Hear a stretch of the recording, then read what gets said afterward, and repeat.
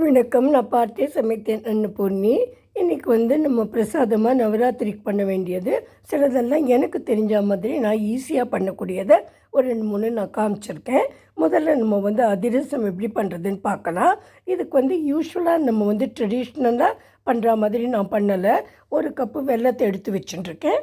அதே அளவில் 1 கப்பு அரிசி மாவு, 1 கப்பு கோதுமை மாவு, அதுக்கப்புறம் கொஞ்சமாக சுக்கு பொடி.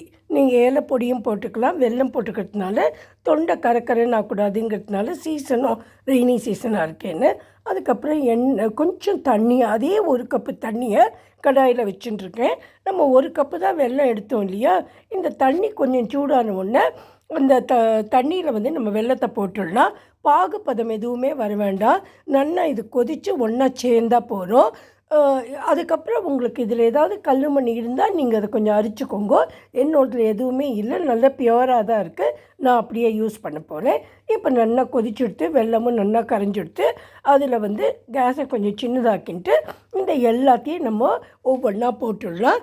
கோதுமை மாவு, அரிசி மாவு, அப்புறம் சுக்கு, இதை போட்டு நல்லா இலக்கி கொடுக்கலாம். ஒரு 5 நிமிஷம் இலக்கினா போகிறோம்.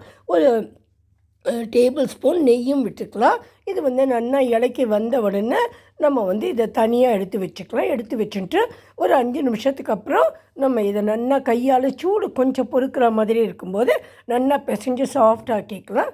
அதுக்கப்புறம் ஒரு கடாயில் கொஞ்சமாக நான் எண்ணெய் தான் வச்சுட்டுருக்கேன். சாதாரணமாக பிரசாதத்துக்கு நெய் தான் வச்சுப்பா, அது உங்கள் இஷ்டம். நான் கொஞ்சம் நல்ல தேங்காய் எண்ணெயை வச்சுட்டுருக்கேன்.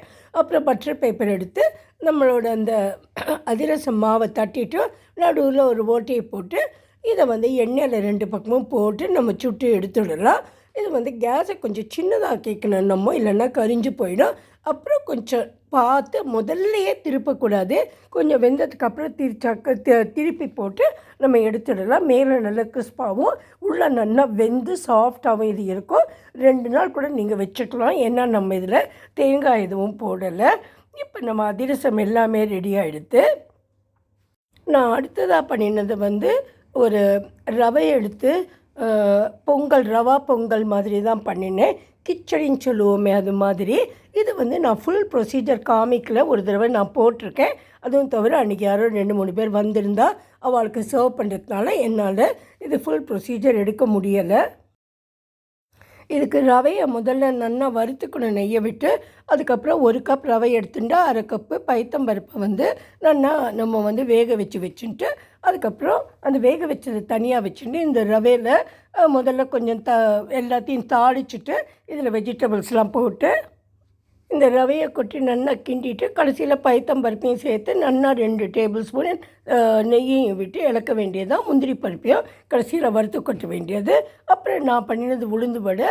1 கப்பு உளுந்தை நல்லா 2 மணி நேரத்துக்கு ஊற வச்சுட்டு நைஸாக அரைச்சிட்டு இதில் பச்சை மிளகாய், இஞ்சி, உப்பு, கொஞ்சம் 2 ஜீரகம், மிளகு இதை போட்டு அரைச்சிட்டு தண்ணி விடாமல் கொஞ்சம் அரைச்சிக்கணும். அப்புறம் நம்ம அதை எடுத்து தட்டி போட வேண்டியது தான்.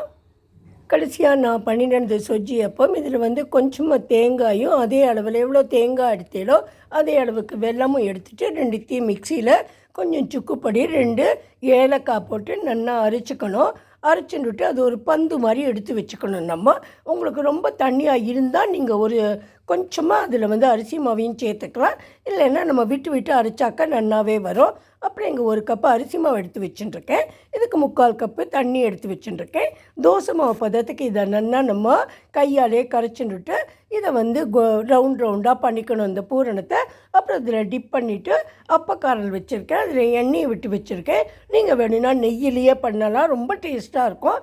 இதில் முக்கியமாக பார்க்க வேண்டியது என்னென்னா மேல் லேயர் கொஞ்சம் தின்னாக இருக்கணும்.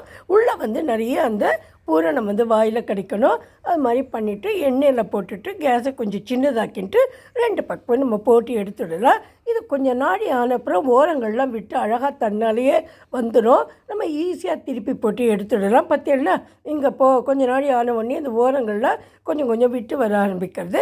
முதல்ல ஸ்பூனாலேயோ இல்லை கத்தியாலேயோ நம்ம திருப்பி போட்டுட்டு 2 பக்கமும் வேக வச்சுட்டு கொஞ்சம் இது எல்லாமே நிதானமாக பண்ணணும்.